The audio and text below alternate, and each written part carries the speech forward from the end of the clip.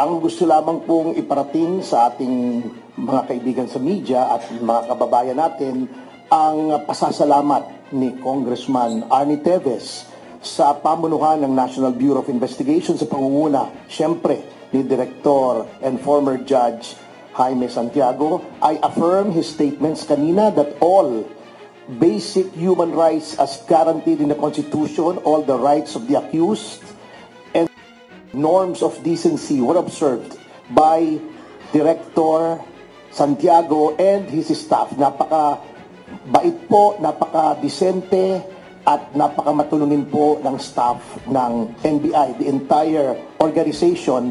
By the way, I also came from the NBI a long time ago. So I'm happy to know that its basic tenets of nobility, bravery, and integrity have been maintained through the years. At nananawagan din po si Congressman Teves yung mga ibang hinahanap ng batas.